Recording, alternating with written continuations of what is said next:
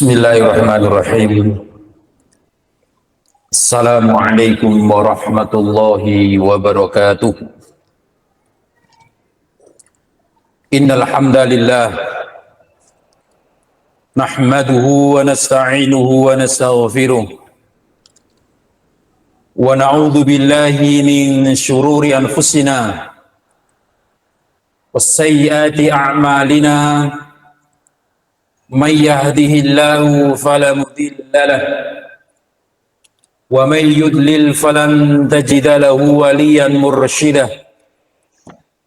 Ashhadu an la ilaha illallah wahdahu la syarika lah wa ashhadu anna Muhammadan abduhu wa rasuluhu la nabiyya wa la rasula ba'dah.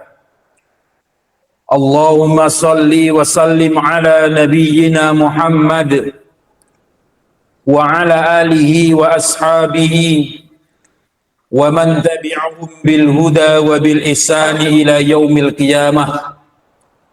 Rabbi shrah li sadri wa yassir li amri wahlul 'uqdadan min lisani yafqahu qawli, amma ba'd. Fa inna asdaqal hadithi kitabullah wa khairal hadi hadiyu Muhammadin sallallahu alaihi wasallam wa syarral umuri muhdatsatuha fa inna kulla muhdatsatin bid'ah wa kulla bid'atin dhalalah wa kulla dhalalatin finnar. Ma'asyiral muslimin, teman-teman sekalian yang semoga senantiasa diberkahi dan dirahmati oleh Allah tabaraka wa ta'ala. Puji syukur kepada Allah tabaraka wa ta'ala yang telah banyak memberikan nikmat. Kita dipertemukan kembali oleh Allah tabaraka wa ta'ala di majlis kita ini yang semoga semua kita ditambah keberkahannya dari apa yang telah diberikan oleh Allah tabaraka wa ta'ala. Kita akan melanjutkan membaca materi kita, Siratun Nabi, sejarah perjalanan kehidupan baginda Nabi Muhammad sallallahu alaihi wasallam.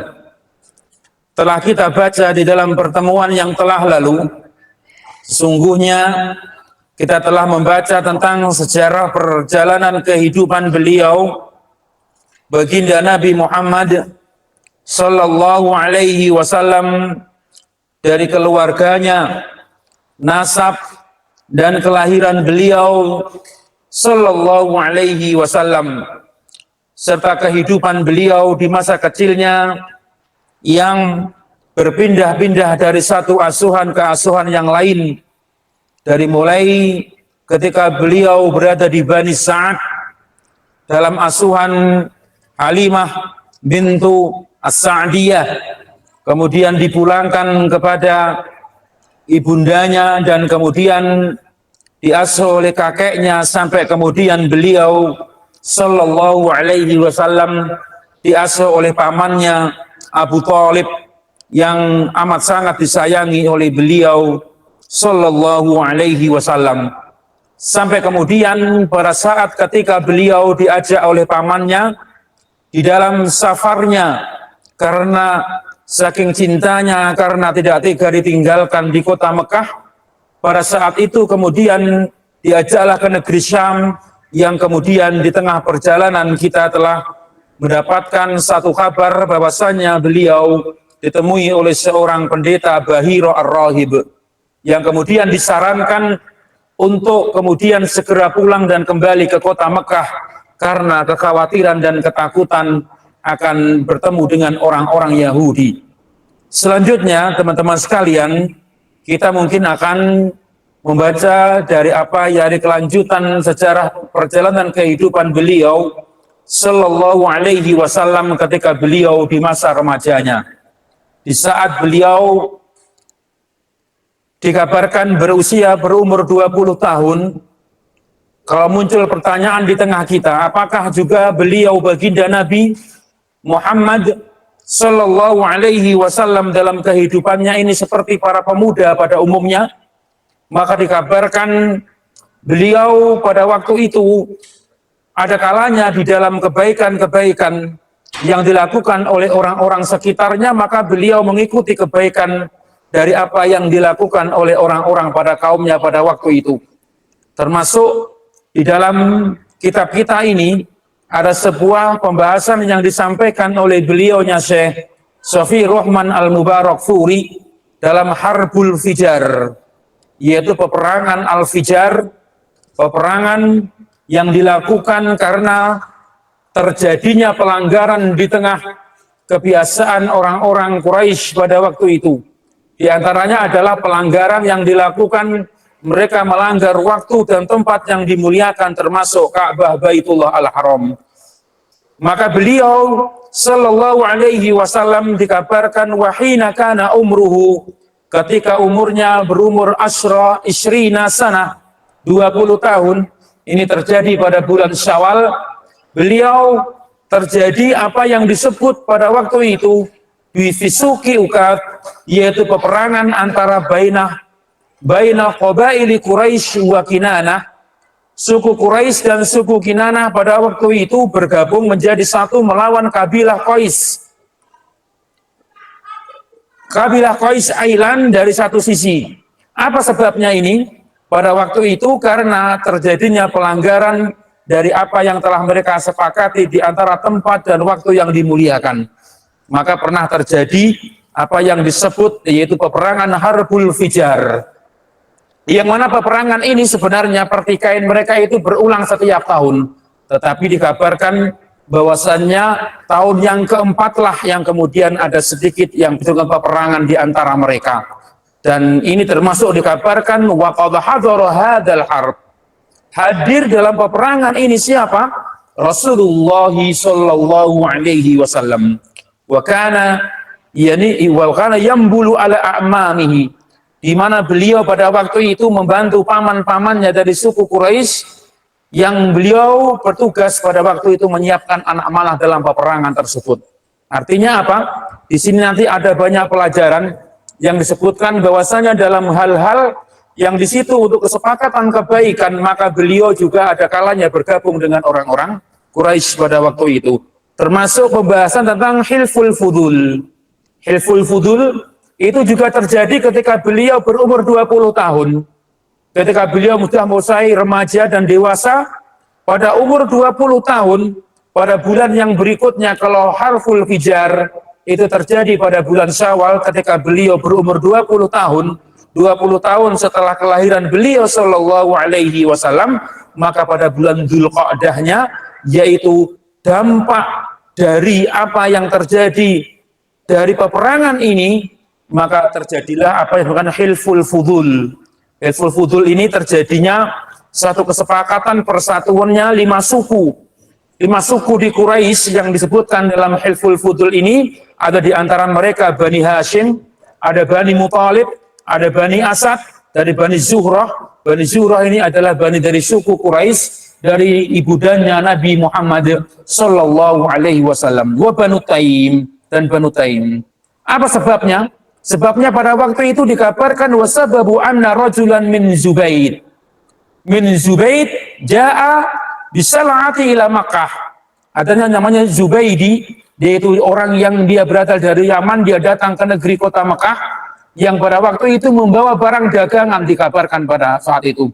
Fashtaraha, maka barang dagangannya itu dibeli oleh Al-As bin Wa'il, yang kabarnya katanya pertamanya untuk dibeli.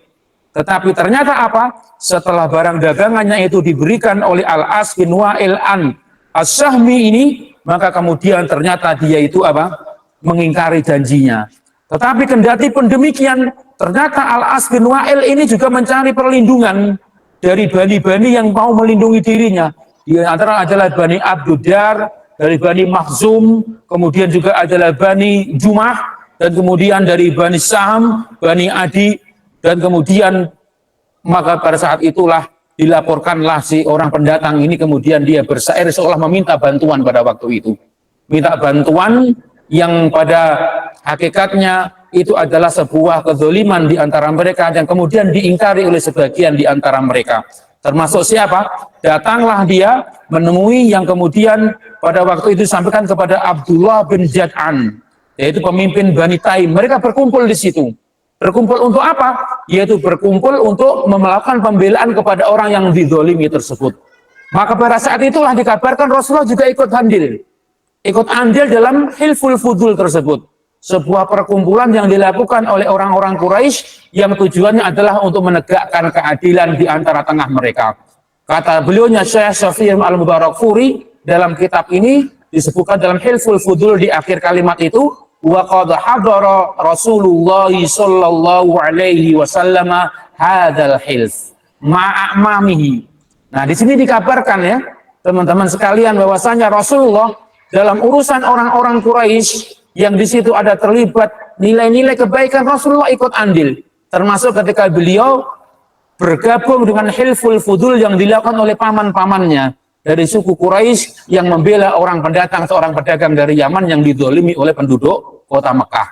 Disebutkan ini bahkan diriwayatkan dari beliau baginda Nabi Muhammad sallallahu alaihi wasallam yang beliau bersabda, ba'da an syarrafahullahu birrisalah. Dikabarkan oleh beliaunya Syekh Syafi'i Rahman Al-Mubarakfuri, beliau baginda Nabi Muhammad nanti setelah beliau diangkat dan dimuliakan oleh Allah menjadi nabi, menjadi rasul, beliau bahkan menjelaskan laqad syahidu fi dari Abdullah bin Jad'an. Saya melihat, saya mengingat pernah terjadi yaitu di rumahnya Abdullah bin Jad'an dari suku Bani Taim kepalanya, ma'ahabu annali bihi hamran ni'am. Kata beliau sallallahu alaihi wasallam, tidaklah aku mencintai kejadian itu kecuali aku sangat senang, dan bahkan aku lebih senang daripada diberikan hamrun ni'am, yaitu unta merah sebagai lambang kebanggaan orang-orang Quraisy pada waktu itu.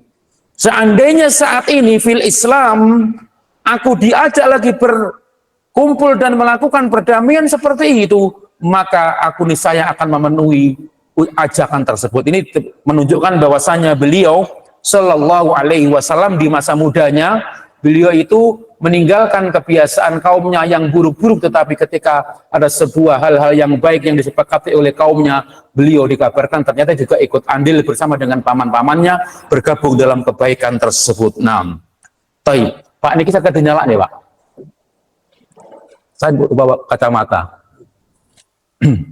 Baik, demikian ikhwan ya, bahwasanya di antara bentuk kebiasaan beliau baginda Nabi, sejarah perjalanan beliau ketika beliau masih remaja, yaitu dan masa mudanya mendekati usia dewasa karena sudah berumur 20 pada waktu itu.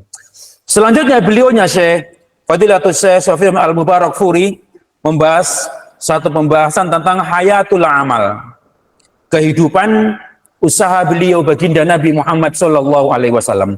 Jadi ini semua kita sampaikan sebelum kejadian beliau diangkat menjadi rasul ya, iman sekalian, bahwasanya beliau dalam hayatul amal, dalam kehidupan beliau, dalam usaha Nabi Muhammad sallallahu alaihi wasallam, disampaikan dalam kitab ini ma'lumun, bahwasanya sama-sama kita ketahui annan nabi, bahwasanya nabi kita yang mulia sallallahu alaihi wasallam wulida yatiman. Beliau dilahirkan dalam keadaan yatim. Wa nasya'a fi kafalati jaddihi thumma ammi, yang mana beliau diasuh oleh kakek, kemudian setelah kakek adalah pamannya. Tidaklah beliau sallallahu alaihi wasallam ini mewarisi harta yang banyak dari orang tuanya. Kemudian apa? Ketika beliau memasuki usia yang mulia, beliau sudah mulai berusaha. Dikabarkan, kita mengingat kemarin ketika di Bani Sa'ad, beliau baginda Nabi Muhammad sallallahu alaihi wasallam apa kebiasaannya? Angon kambing. Betul ya? Angon kambing beliau bersama dengan saudara-saudara sesusuan yang ada di Bani Sa'ad kemarin. Kebiasaan inilah yang kemudian menjadi kebiasaan beliau sallallahu alaihi wasallam ketika beliau belum atau sebelum beliau menikah dengan Ibunda Khadijah nanti. Baik. Ahlan, silakan duduk. 6. Jadi demikian dikabarkan bahwasanya beliau memiliki kebiasaan sejak kecil. Memiliki kebiasaan sejak kecil bahwa beliau yaitu ngangon kambing. Ngangon kambing yang kemudian Inilah yang juga menjadi kebiasaan beliau setelah beliau tinggal di kota Mekah, yaitu ketika beliau sudah mulai dewasa. Apa? Yaitu beliau bahkan dikabarkan ngangon kambing dengan upah yang hanya beberapa kororit begitu. Dalam sebuah riwayat disebutkan dalam sebuah asar Imam Al-Bukhari menyampaikan bahwasanya beliau qala Rasulullah sallallahu alaihi wasallam, barangkali dalam sebuah riwayat disampaikan, ma min nabiyyin illa wa qad ra'al ghanam, kata beliau sallallahu alaihi wasallam, tidaklah semua nabi kecuali pasti mereka disebutkan kata Rasulullah pernah ngangon kambing katanya.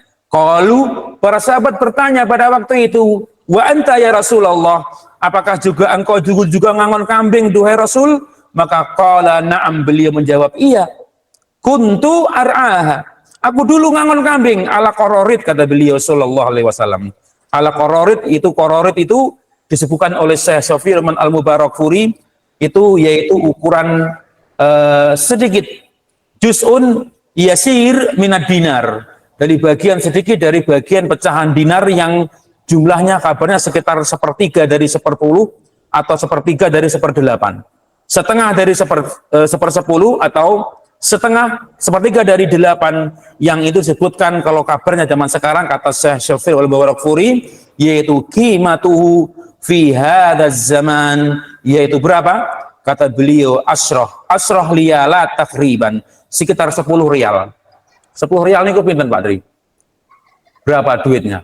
Pinten Mas Rizky? Kalau 1 rialnya itu 4.000 kali 10 berapa? 40. Ya kurang lagi 40 sampai 50.000 gaji beliau ngangon kambing. Ini dijelaskan oleh mereka para ulama.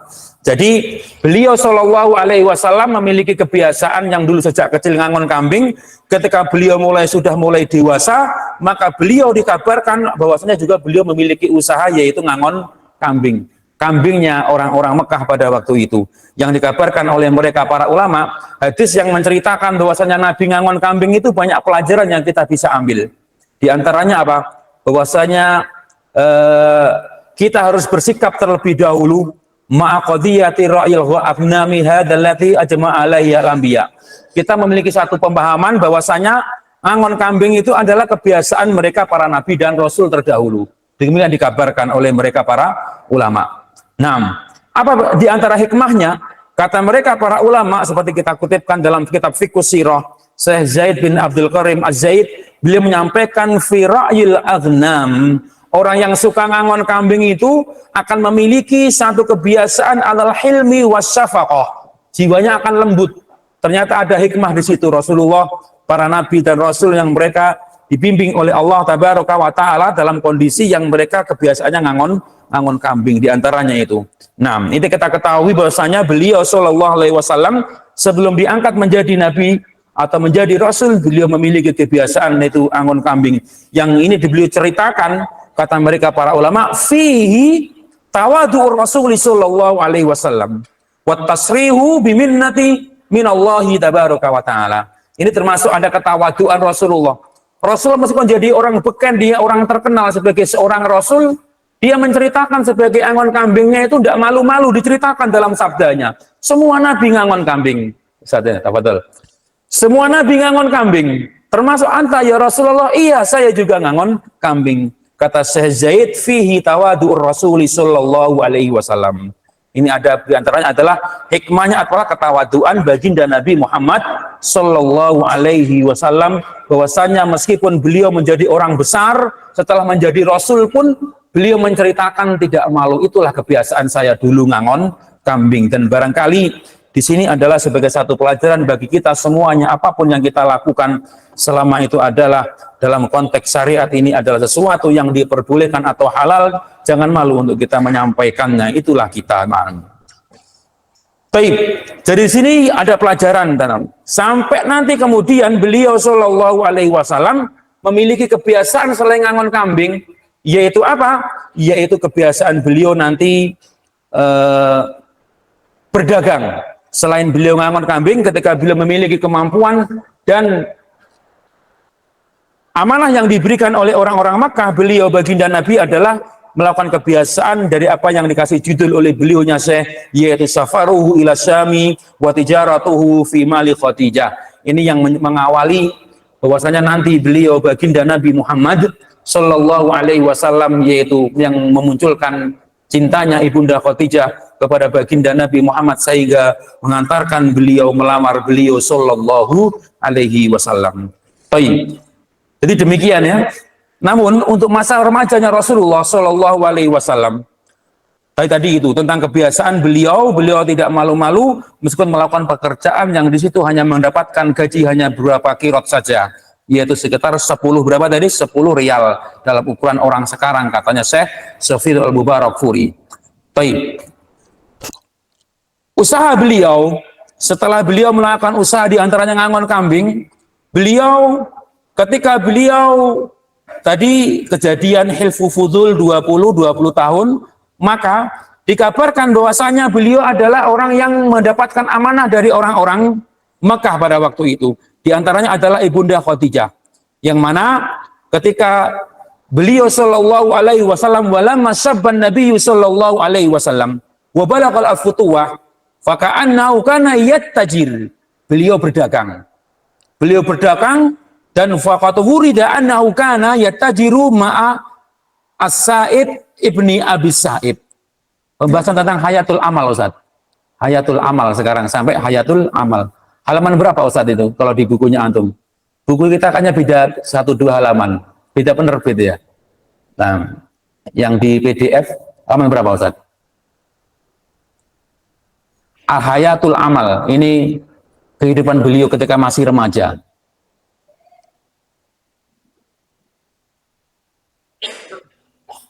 Kalau di halaman saya, halaman 14 Ustaz di sini. Ini Darussalam, penerbitnya Darussalam. Antum kayaknya beda 1-2 halaman. Lebih agak ke belakang mungkin. Kalau di halaman saya 14, Hayatul Amal. Kehidupan usaha Rasulullah. Jadi kita lanjut ya. Hayatul Amal, kehidupan usahanya beliau baginda Nabi. Pertama tadi kita melihat beliau angon kambing dan mendapat upah dari orang-orang Arab tadi itu, orang Mekah pada waktu itu. Kata beliaunya Syekh, selain itu walamma sabban nabiyyu sallallahu alaihi wasallam wa balagal futuwah faka'annahu kana yattajiru faqad wurida annahu kana yattajiru ma'as Sa'ib ibni Abi Sa'ib. Ini sahabat beliau dalam berdagang. Siapa? Sa'ib bin Abi Sa'ib. Yang kedua orang ini tidak saling mencurangi dan tidak saling berselisih, memiliki sama-sama sifat yang baik pada waktu itu. Fakana khairas syarikin lahu la yujari wa la yumari. Kedua orang ini karena sama-sama baiknya tidak saling mencurangi dan tidak saling menyelisihi. Dari sinilah kemudian nanti terkenal beliau ini. Diawali karirnya beliau dalam usaha bersama dengan Sa'ib, dia berdagang membawa barang dagangannya orang-orang Mekah pada waktu itu. Wa urifa fi muamalatihi bi ghayatil amanah. Inilah awal karir beliau di dalam berdagang yang sampai nanti terdengar oleh ibunda Khadijah. Apa? Beliau terkenal dalam muamalahnya ini sangat amanah. Wasidiki wal afaf, yaitu orang yang sangat menjaga kehormatan dirinya, tidak pernah curang dan jujur. Wa kana hadza, maka dengan inilah maka beliau perjalanan kehidupan hadiyuhu fi jami'i majalat, di seluruh ruang kehidupan beliau sallallahu alaihi wasallam, yaitu hatta luqiba bil amin. Jadi Nabi itu terkenal sebagai al-amin belum jauh ketika mereka bahkan sebelum diangkat menjadi seorang nabi dan rasul. Al-amin, terpercaya ketika dia membawa barang dagangan dari dagangan orang-orang Quraisy pada waktu itu, dia terkenal sebagai orang yang terpercaya dan amanah. Dan kabar ini kemudian terdengar oleh ibunda Khadijah. Ibunda Khadijah yang pada waktu itu adalah seorang saudagar kaya, seorang janda kaya raya. Beliau sudah menikah 2 kali, tetapi kemudian semuanya dari pasangannya itu meninggal dunia. Disebutkan oleh mereka para ahli sejarah, ibunda Khadijah katanya awalan mutazawwijah bi Atik bin Aid. Beliau menikah dengan Atik bin Aid al-Makhzumi, tetapi meninggal suaminya yang pertama ini. Kemudian fatazawwajah, menikah lagi dia dengan dinikahi oleh Abu Halah At-Taimi dari suku Taim. Al-Halah, tetapi kemudian juga meninggal. Sejak saat itu kemudian siapapun dari orang Quraisy yang dia ingin melamar Ibunda Khadijah, dia tidak mau menerima lamaran tersebut. Itu yang dilakukan oleh Ibunda Khadijah, dan baru nanti beliau yaitu apa? Menerima dan senang itu kepada baginda Nabi Muhammad Sallallahu Alaihi Wasallam, dan beliau akhirnya mengutus utusannya di antara pegawainya untuk melamar beliau Sallallahu Alaihi Wasallam. Bagaimana kisahnya ini? Kisahnya ini diawali ketika beliau baginda Nabi Al-Amin itu, yang terpercaya itu, diamanai oleh Ibunda Khadijah, yaitu untuk pergi ke negeri Syam.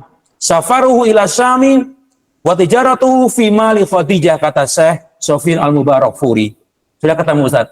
Halaman berapa? Safaruhu ila Syam, perginya Rasulullah bersama dengan dagangannya Rasulullah, pertama yaitu dari amanah dari Ibunda Khadijah bintu Khuwailid. Qala Syekh Sofyan Al-Mubarakfuri, wa kanat Khadijah bintu Khuwailid radhiyallahu taala anha min afdhalin nisa'i Quraisy syarfan wa malan. Jadi terkenal orang yang memiliki selain orang yang terhormat di sukunya pada waktu itu, orang yang mulia, beliau terkenal sebagai orang yang sangat kaya raya. Beliau mengamanahkan hartanya, wa kanat tu'ti malaha litijar yatajiruna fihi ala ujrah. Nah, beliau itu termasuk orang yang biasa mengawal hartanya itu dengan diberikan upah nanti. Ini kamu urusi harta saya, berangkat bawa sekian barang, kemudian pulang bawa sekian barang. Dan beliau hanya mencari orang-orang yang disebutkan itu amanah, termasuk itu memintanya kepada Rasulullah Shallallahu Alaihi Wasallam. Termasuk ketika falamma sami'at anin Nabi, ketika beliau mendengar tentang kejujuran Muhammad, aradot alaihi malaha, beliau menyerahkan hartanya kepada siapa? Muhammad Sallallahu Alaihi Wasallam pada waktu itu, supaya dia pergi ke negeri Syam, yakfi ila Syami tajiran, dengan membawa dagangan miliknya beliau radhiyallahu taala anha. Dan kemudian beliau Ibunda Khadijah mempercayakan, tidak seperti kepercayaan kepada orang-orang selain beliau Sallallahu Alaihi Wasallam, dan dikabarkan pada waktu itu keluarlah beliau baginda Nabi bersama dengan dagangan barang dagangannya Ibunda Khadijah, yaitu dengan seorang dari anak buahnya Ibunda Khadijah yang pada waktu itu masuk dengan nama Maisarah ila Syam, ke negeri Syam.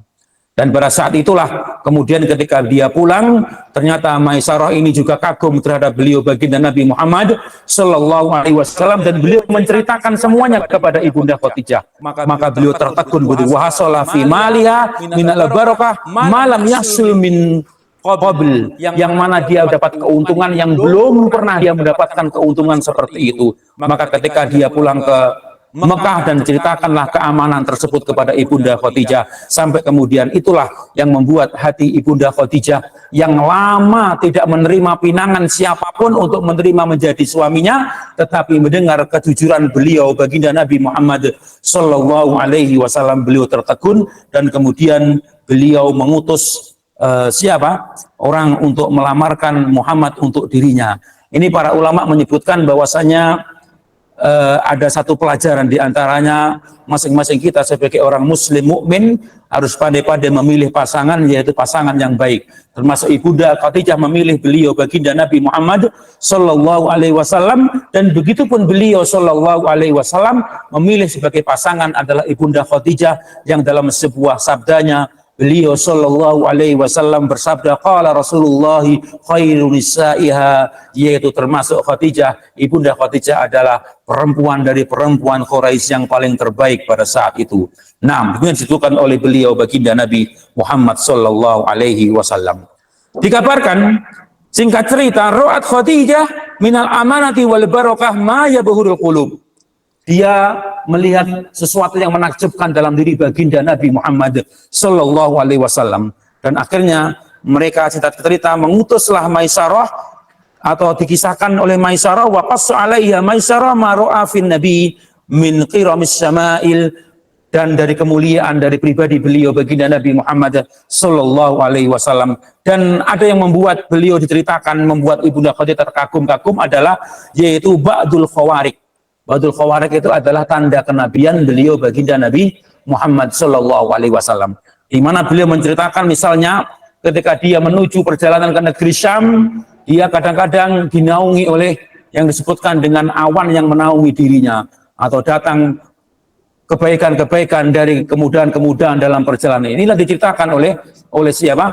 Oleh beliaunya teman seperjalanan Nabi, yaitu anak buahnya Ibunda Khadijah Maisarah, yang membuat sesuatu sehingga Ibunda Khadijah tidak sabar kemudian meminta kepada pamannya yang bernama Amru ibnu Asad untuk melamarkan siapa? Melamarkan Rasulullah Shallallahu Alaihi Wasallam untuk dirinya. Nah, dari sini ada pelajaran dari sini, ikhwan ya, bahwasanya kemuliaan seorang perempuan kalau mengharapkan sesuatu atau ingin menikah harus melalui perantara. Begitu ya Mas Rizky ya.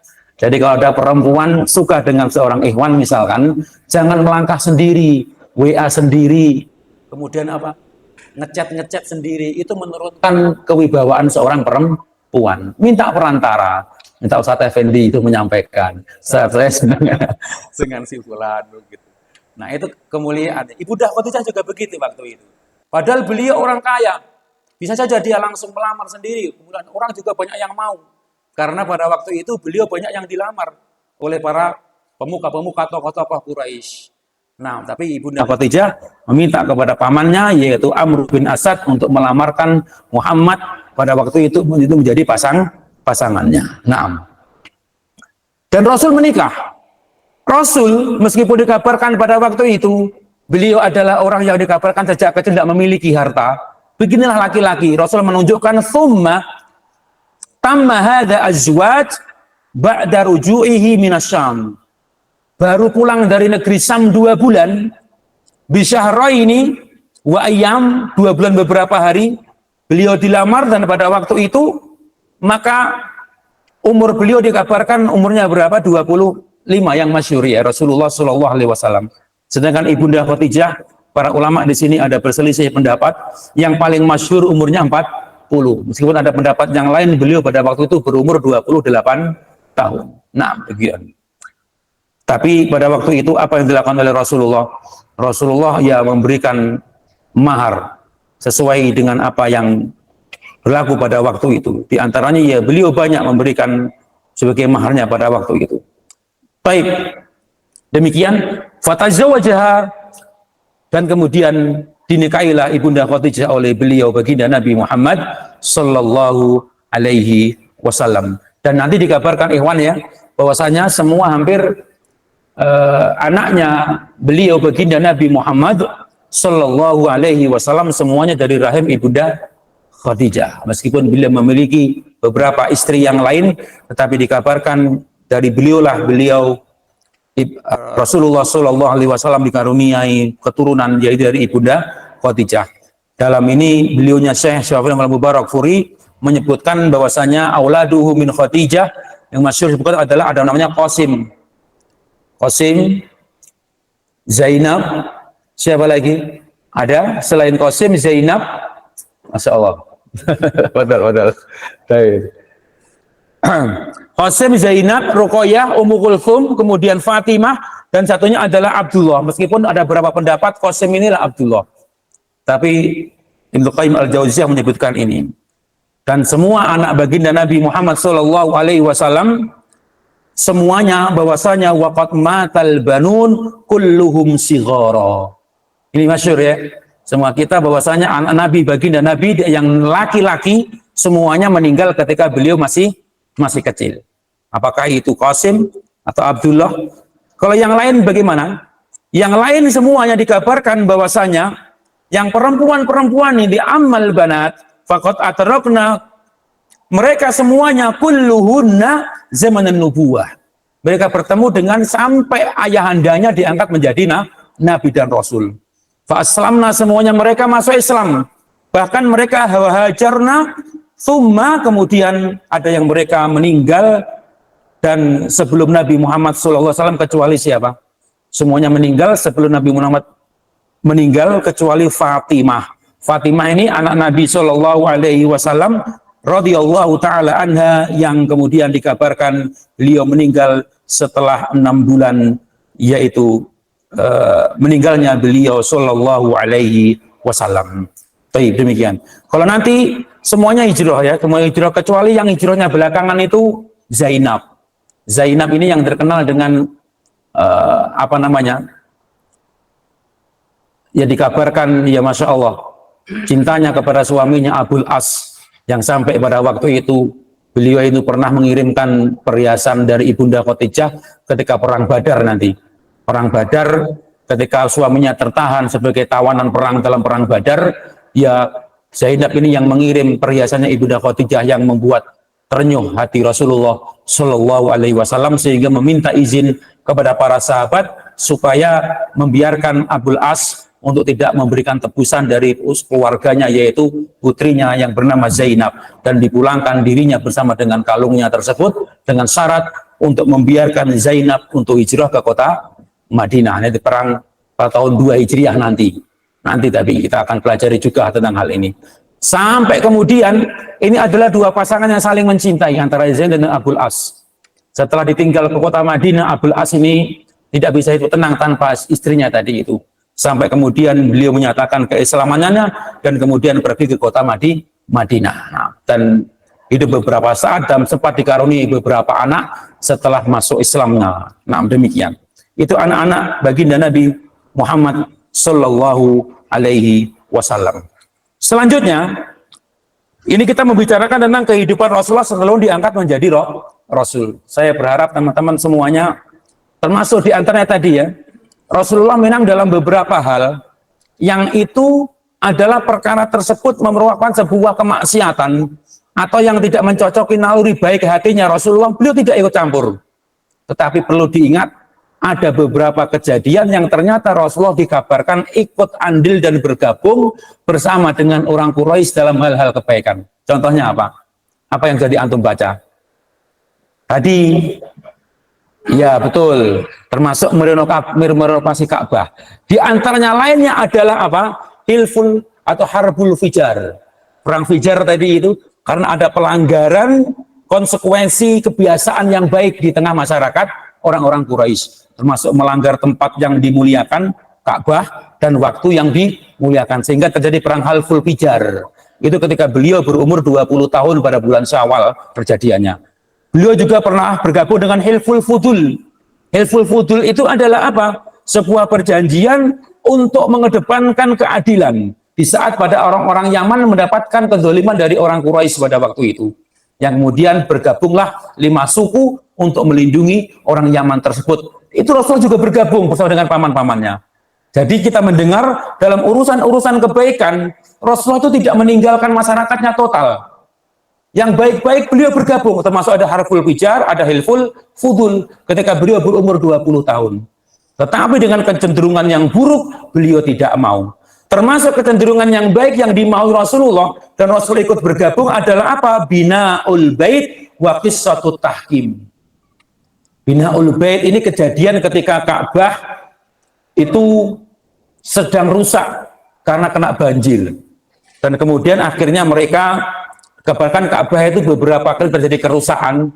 Ini terjadi ketika beliau nanti umurnya 35 tahun. Berarti setelah menikah dengan Ibunda Khadijah 10 tahun ya.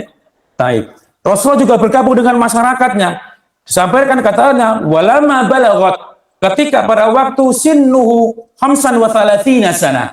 Berapa? Umurnya 35 tahun. Beliau sallallahu alaihi wasallam terjadi yaitu ja'a sailun jarif, yaitu ada sebuah banjir yang sangat besar yang itu mengkoyak atau merusak dinding-dinding Ka'bah pada waktu itu. Selain sebelum bahwasanya Ka'bah itu dulu katanya pernah dindingnya rusak akan terjadi kebakaran. Jadi maka diputuskanlah pada waktu itu untuk merenovasi Ka'bah, bina'ul bait. Jadi Ka'bah pernah direnovasi pada masa orang-orang jahiliyah ketika beliau Shallallahu Alaihi Wasallam berumur 35 tahun. Maka pada waktu itu diusulkanlah seorang yang terkenal nanti orang yang mengingkari keimanannya, namanya Al-Walid bin Mughirah. Siapa ini Ustaz? Al-Walid bin Mughirah itu ayahandanya Khalid bin Walid, yang punya anak nanti semuanya diantaranya yang masuk Islam cuma diantara Khalid dan 2 saudaranya, yang lainnya tidak mau. Nah, demikian. Al-Walid bin Mughirah ini seorang penyair terkenal, seorang yang memiliki apa namanya, kemampuan untuk mengolah syair dengan indah, yang nanti dia ketika diutusnya Rasulullah menjadi Rasul, sebenarnya dia beriman nanti. Beriman tetapi apa? Karena tidak dia menemukan syair yang paling indah kecuali apa yang dia baca, yaitu dari Al-Quran katanya. Ini tidak mungkin ucapannya manusia katanya. Kok sampai seindah ini? Tetapi karena kesombongannya Al-Walid bin Mughirah ini, nanti yang mengusulkan renovasi Ka'bah, yang mengusulkan orang yang menetapkan peletakan batu pertamanya itu Rasulullah, sangat percaya kepada Rasulullah, nanti memusuhi dakwahnya Rasulullah. Meskipun dia cerdas, Al-Walid bin Mughirah. Jadi ada orang cerdasnya selain Abul Hakam atau Abu Jahal, dalam terminologi orang Islam disebut sebagai Abu Jahal, tapi di tengah kaum orang-orang Quraisy namanya Abul Hakam, yaitu Abu Jahal. Termasuk yang pintar ini Al-Walid bin Al-Mughirah ini. Namanya Abu Umamah. Abu Umayyah Al-Walid bin Al-Mughirah. Maka dia mengusulkan untuk merusak Ka'bah untuk dibangun kembali. Maka dari situlah, maka ketika itu Rasulullah juga ikut andil kabarnya. Jadi kita mendapat kabar bahwasanya Rasulullah itu tidak total meninggalkan masyarakatnya yang jahiliyah pada waktu itu. Dalam urusan-urusan kebaikan Rasulullah ikut andil. Termasuk dikabarkan Rasulullah pada umur 35 tahun, dia bersama dengan pamannya yang bernama Abbas, beliau ikut memikul batu dan kemudian merenovasi Ka'bah tersebut. Siapa? Beliau baginda Nabi Muhammad Sallallahu Alaihi Wasallam. Sampai kemudian mereka tidak berani ketika mau meletakkan Hajar Aswad. Siapa ini? Semua kaum berebut ingin mendapatkan kemuliaan meletakkan Hajar Aswad pada waktu itu. Nah, maka mereka berunding dan mereka mengusulkan bagaimana kalau kita berikan kepercayaan ini kepada orang yang nanti kira-kira yang pertama masuk di Ka'bah ini siapa? Begitu. Ternyata qadarullah pada waktu itu yang pertama kali datang pagi itu setelah beberapa hari berhenti adalah Nabi kita yang mulia Shallallahu Alaihi Wasallam. Di umur yang ke-35 tahun, beliau datang lebih awal dan kemudian mereka bersorak dan bersenang hati. Wattafaqu alaihi. Setelah mengetahui ternyata orang yang pertama kali yang mendatangi Ka'bah itu adalah siapa? Beliau Shallallahu Alaihi Wasallam. Beliau mengatakan, hadzal amin wa radinahu. Wah, cocok ini. Semua kita sepakat, semua kita ridho. Ternyata orang yang berkesempatan untuk meletakkan Hajar Aswad siapa? Adalah orang yang dipercaya di tengah-tengah mereka. Namun kendati pun demikian, beliau Shallallahu Alaihi Wasallam tidak memutuskan sendiri dalam meletakkan Hajar Aswad tersebut.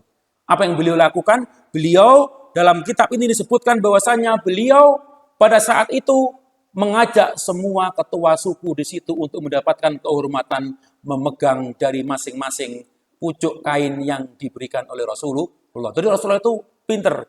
Batunya diletakkan di atas kain dan kemudian mereka semuanya meminta wabadu afi al-hajar al-aswad, diletakkan di situ hajar aswadnya. Wa amarahum, dan kemudian masing-masing dari ketua suku disuruh megang kain tersebut. Jadi semuanya ikut andil dalam memegang hajar aswad tersebut. Akhirnya mereka senang. Dan inilah kemudian keputusan yang tepat.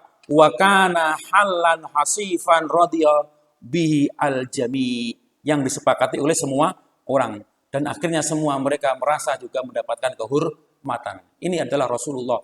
Artinya apa? Rasulullah pun juga kadang ikut andil dalam hal-hal yang berkaitan tentang kemaslahatan kaumnya. Demikian disebutkan. Meskipun beliau kalau dalam urusan yang buruk-buruk, wakana beliau adalah ab'adan nas min syurbil khamr. Urusan minum khamr tidak, beliau tidak mengikutinya. Wa syuhudil malahi, dalam urusan senang-senang hid, berjoget dan berdansa, beliau tidak mau. Hatta mereka juga tidak mau menghadiri majelis-majelis yang beliau anggap di akhir dalam kalimat ini, yaitu majelis-majelis yang sifatnya sia-sia dan hiburan-hiburan malam saja. Yang mana semua tadi itu beliau jauhi dan beliau akhirnya lebih senang dalam semakin ketika usia beliau semakin dewasa, beliau lebih senang untuk mengasingkan diri. Kecenderungan ini yang diberikan oleh Allah Tabaraka wa ta'ala. Barangkali demikian. Dan hikmah-hikmahnya banyak. Di antaranya tadi itu.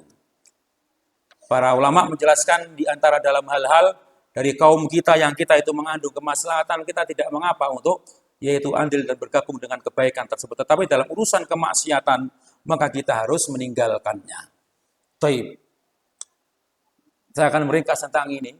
Nah, demikian. Enggak saya baca satu-satu. Makanya saya berharap ketika masuk kelas, semuanya teman-teman memang sudah membaca alur ceritanya, baru kita nanti bisa mengambil pelajaran-pelajaran saja dari cerita Sirah Nabawiyah ini yang alhamdulillah barangkali ini semua kita sudah pernah membacanya, maka nilai keuntungan bagi mata kuliah ini barangkali kita telah mempelajarinya. Baik.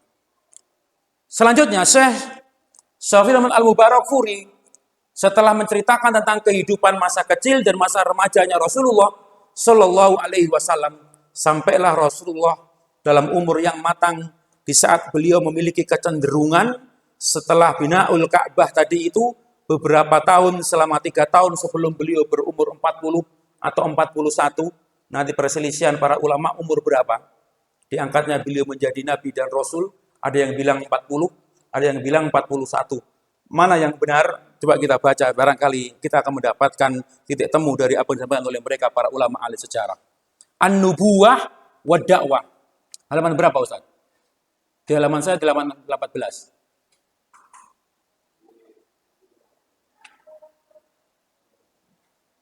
Berapa? Mas Rizky, berapa? 24. Di halaman saya 18. Iya, ini kan tulisannya kucil kecil kalau punya saya ini. Kucil kecil. Ini penerbitnya Darussalam. Nah, baik. Kita mengetahui bahwasanya awal mula beliau Shallallahu Alaihi Wasallam mendapatkan wahyu itu diawali dengan ketidaksenangan beliau dengan sikap kaumnya yang senang berhura-hura, yang senang dengan kebiasaan-kebiasaan buruk yang mengantarkan beliau memiliki pemikiran tersendiri untuk menjauhi kaumnya dalam keburukan-keburukan tersebut. 6. Wa bima taqaddam dzikruhu ittasa'at as-saqah wal fikriyah. Maka kita ketahui bahwasanya yang telah lalu beliau baginda Nabi Muhammad sallallahu alaihi wasallam ini berawal dari ketidaknyamanan beliau dengan kebiasaan dan perilaku kaumnya. Maka disebutkan bahwasanya beliau memiliki kecenderungan untuk beruzlah, menjauhkan diri, mengasingkan diri, wal khalwat bi nafsihi ma'a tafkiri fi sabili yunjihim minat ta'asah wal bawar. Sambil beliau mikir kira-kira bagaimana kaumnya ini. Ada banyak pelajaran di situ bahwasanya mereka orang-orang yang dikaruniakan kebaikan oleh Allah Tabaraka wa Ta'ala, ya tidak tinggal diam, begitu kata mereka para ahli sejarah. Termasuk yang disebutkan oleh Syekh Zaid ini. Ada sebuah karya lain dalam Fiqh Sirah, Syekh Zaid bin Abdul Karim Az-Zaid. Ini beliau menyebutkan tentang Fiqh Sirah, dalam setiap kisah itu beliau sampaikan hikmah-hikmah. Dan bisa diambil. Nah, di antaranya di sini. Kebiasaan kecenderungan Rasulullah meskipun di waktu itu belum mendapatkan wahyu, beliau itu prihatin dengan nasib kaumnya. Maka beliau ingin bagaimana mengakhiri keburukan tersebut dengan mendakwakan kepada mereka atau menjadi solusi. Maka beliau pada waktu itu langkah yang beliau lakukan adalah tidak ikut campur. Juga bukan artinya terjun dengan orang yang mendapatkan atau melakukan kemaksiatan tersebut. Wa istadda hadzal qalaq. Kegelisahan beliau baginda Nabi ini semakin menjadi-jadi, semakin kuat. Wa qayyad hadhihi rukbah ma'a taqaddumis sin, bersama dengan bertambahnya umur beliau sallallahu alaihi wasallam. Jadi semakin dewasa beliau semakin mencari solusi bagaimana keluar dari keburukan-keburukan tersebut. Hatta kana hadiyan yahdu ila al-khalwah wal inqita fa akhadha yakhlu bi ghari Hira, sampai kemudian beliau melakukan kebiasaan yaitu menyendiri, mengasingkan diri di ghari Hira. Yang di sini adalah nanti ada pelajaran kata beliaunya Syekh Zaid ini. Kalau dulu Nabi belum mendapatkan petunjuk untuk beruzlah, seorang mukmin itu ketika mendapatkan masalah yang menghantui pikirannya sebagai permasalahan yang sulit dalam keluar, dia itu hendaknya ada kalanya waktu-waktu untuk mengasingkan diri. Termasuk yang dikatakan Rasulullah Shallallahu Alaihi Wasallam ini, dia mengasingkan diri mencari jalan solusi.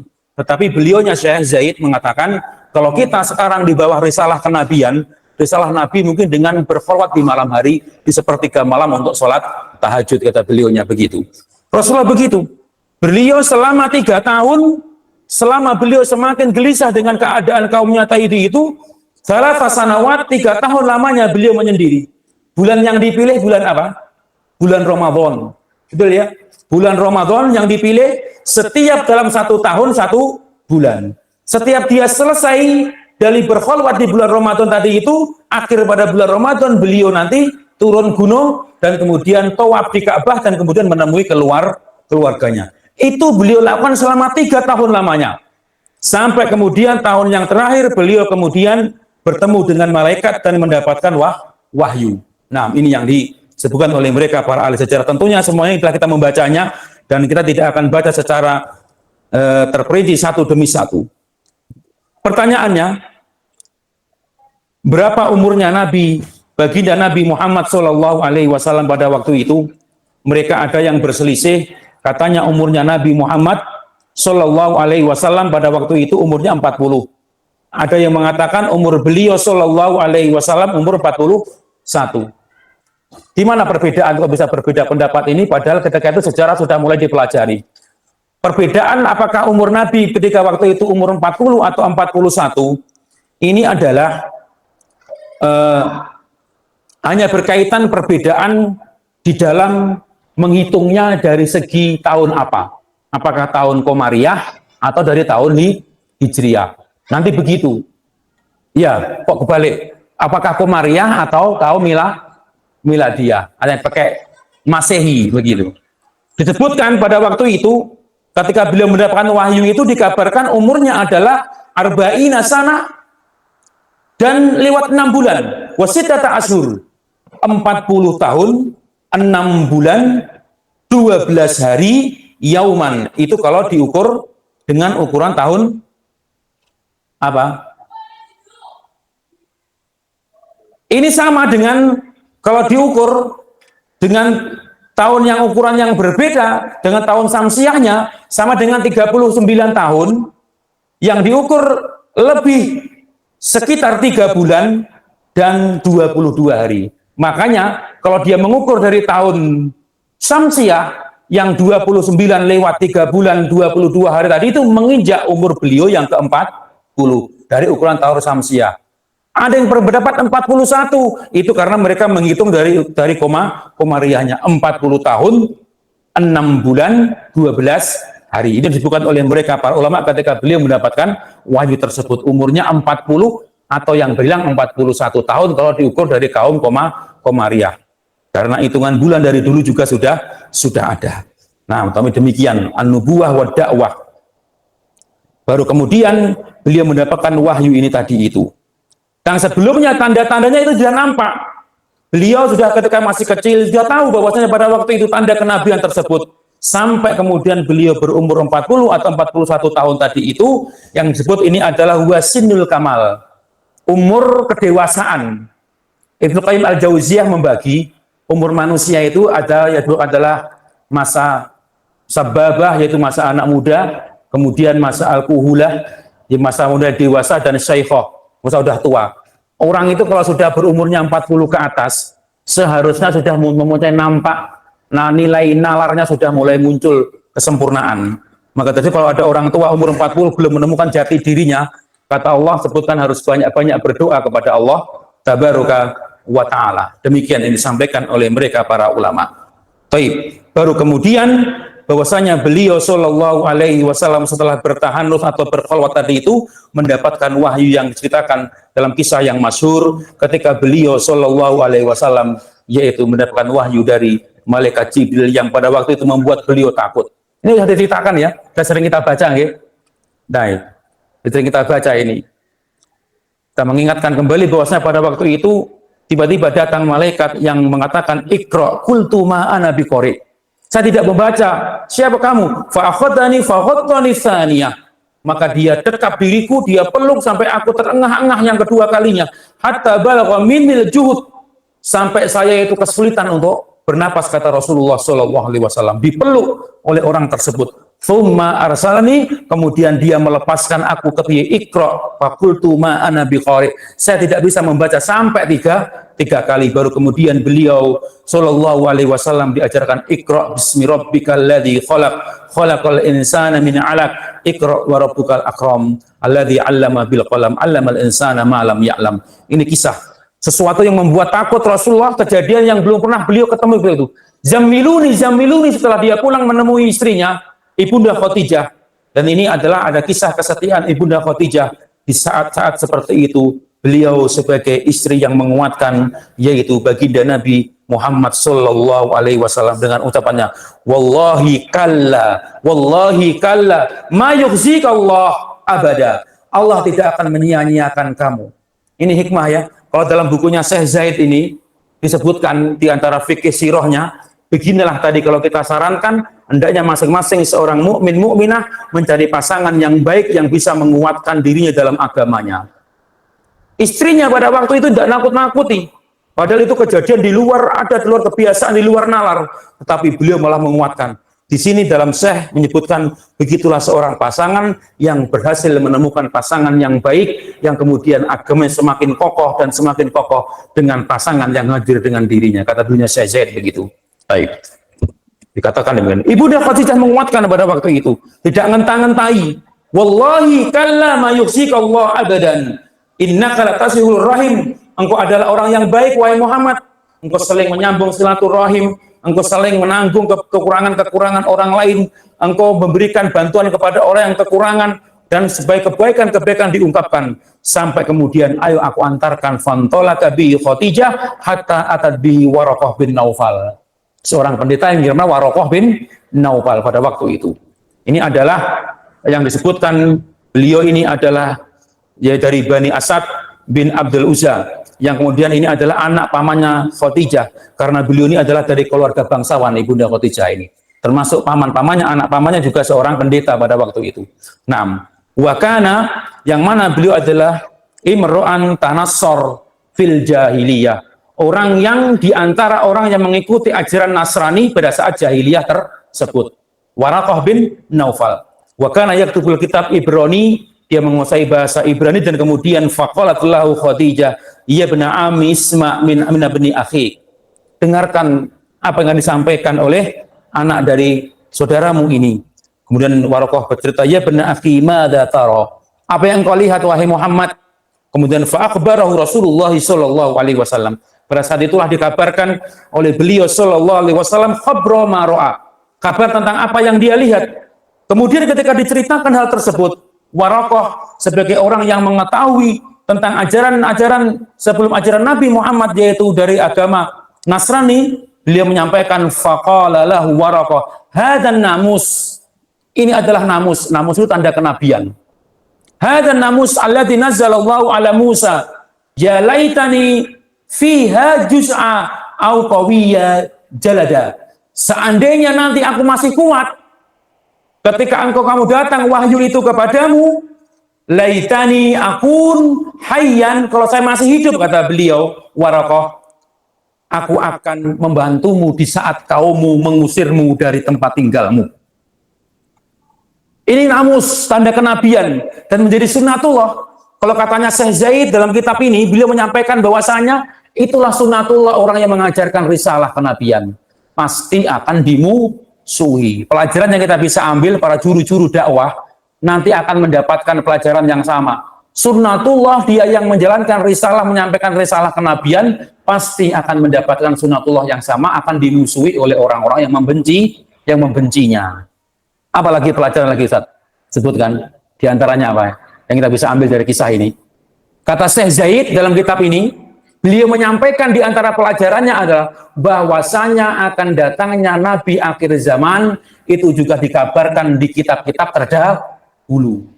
Sampai katanya Ibnu Abbas, orang-orang jahiliyah itu, dia itu kalau dia sedang berperang dengan orang-orang yang dia anggap musyrik kafir sebelum datangnya risalah, orang Yahudi dan orang Nasrani, dia berdoa kepada Allah, Allahumma ba'ath hadzal nabi, ya Allah segera datangkan nabi ini. Najidu indana, yang kami dapati dalam kitab-kitab suci kami. Kata Ibnu Abbas begitu dalam tafsirnya dalam sebuah ayat dalam surah Al-Baqarah.